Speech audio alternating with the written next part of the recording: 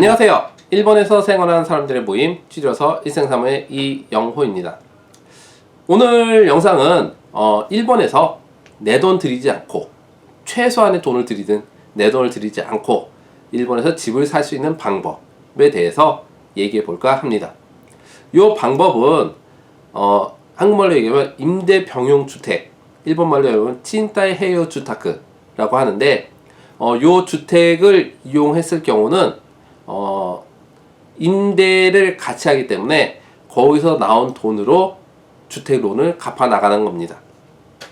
그래서 요 제도에 대해서, 요런 내용에 대해서 어떤 것이 있는지, 진짜 괜찮은 건지, 아니면 장점과 단점은 어떤 게 있는지에 대해서 간략하게 얘기해 보도록 하겠습니다. 우선 임대병용주택이 되기 위해서는 50%, 최소 50% 이상은 자기가 쓰는 공간이어야 되고, 나머지 공간 가지고 임대를 할 수 있는 집입니다. 그래서 보통 집을 살 때 보면 1층에 주인이 산다든가 2층에 주인이 살고 나머지 층은 임대를 한다든가. 그래서 주인하고 같이 사는 집은 싫어요 라고 하는 학생들도 있는데, 이렇게 해서 주인하고 같이 사는 집이 됩니다, 임대병용주택은. 그리고 조건은 자기 주거지역의 50% 이상이 돼야 될 것.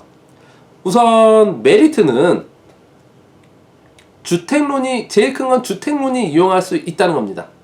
주택론을 이용을 한다면 이자가 우선 작고, 그 다음에 돈이 없을 경우는 전액을 빌릴 수 있고,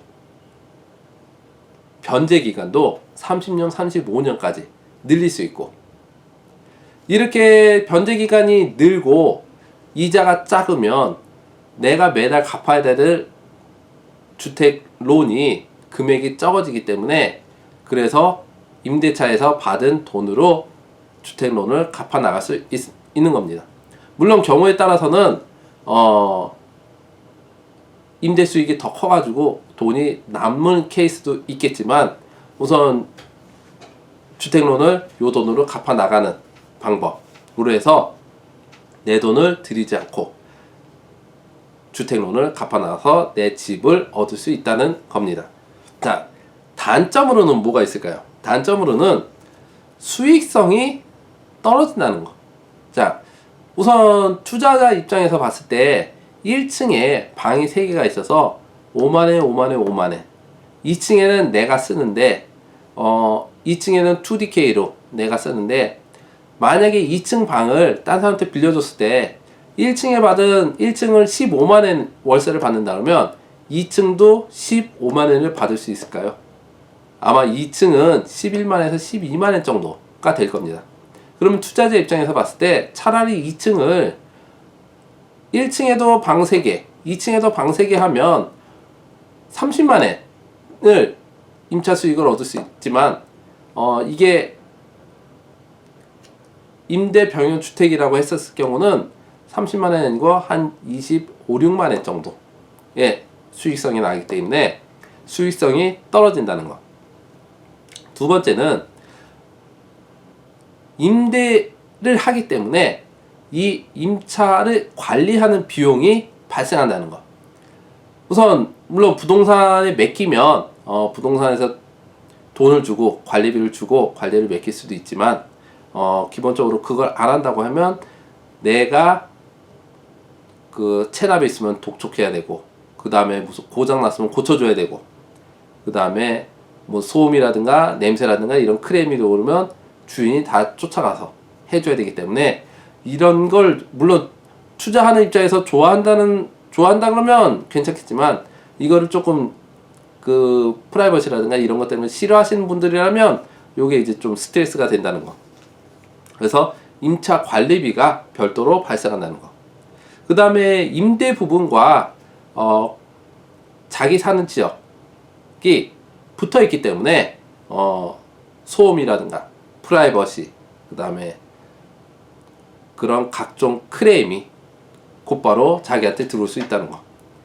그래서 요런 이제 프라이버시 문제가 침해될 수가 있다는 거. 그 다음에 이사에 대한 건데, 이사가 쉽지 않다는 거. 이사가 쉽지 않다는 건 뭐냐면 주택론을 빌렸기 때문에 주택론은 내가 사는 걸 목적으로 해서 돈을 빌린 거기 때문에 만약에 내가 이 집에서 이사를 가고 여기 임대를 놓는다든가 그러면 주택론에 해당되지 않기 때문에 뭐 전액 뱉어내라든가 토해내라든가 뭐 요런 일이 있을 수 있습니다. 그래서 만약에 뭐 다 갚고 나면야 상관이 없겠지만 갚아 나가는 중이라면 그 사이에 이사가 쉽지 않다는 거. 그게 임대 병유주택의 단점이고요. 그 다음에 마지막으로는 팔기가 쉽지 않다는 거. 물론 이런 임대 병유주택을 찾는 사람이 있다면 이 사람한테 팔면 제일 좋겠지만 기본적으로 내 집을 찾는다고 하는 사람이라면 코다테나 맨션, 그러니까 한 채짜리나 맨션을 찾는 게 일반적이고, 그 다음에 투자를 한다고 했었을 때는 투자 건물을 방이 조그만 방이 많은 거를 투자하는 걸 하지 이렇게 주거 지역과 임대 부분이 같이 붙어 있는 거를 찾는 사람이 많지 않다는 거. 우선 투자하는 사람이라면 부동산 투자론을 빌려야 되기 때문에 이자가 셉니다.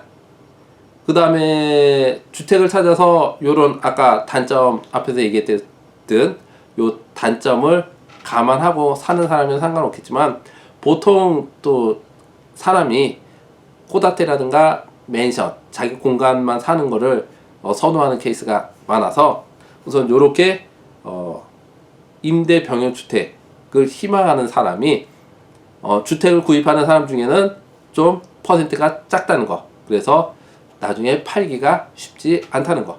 물론 내가 다 변제하고 가격을 싸게 하면 뭐 언제든지 저거 할 수 있겠지만 이런 단점이 있다는 거.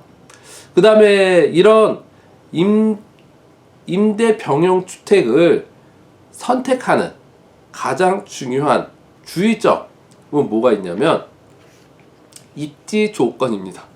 물론 입지 조건과 월세 시세와 그 다음에 건물의 가격을 면밀히 검토하셔야 될 겁니다.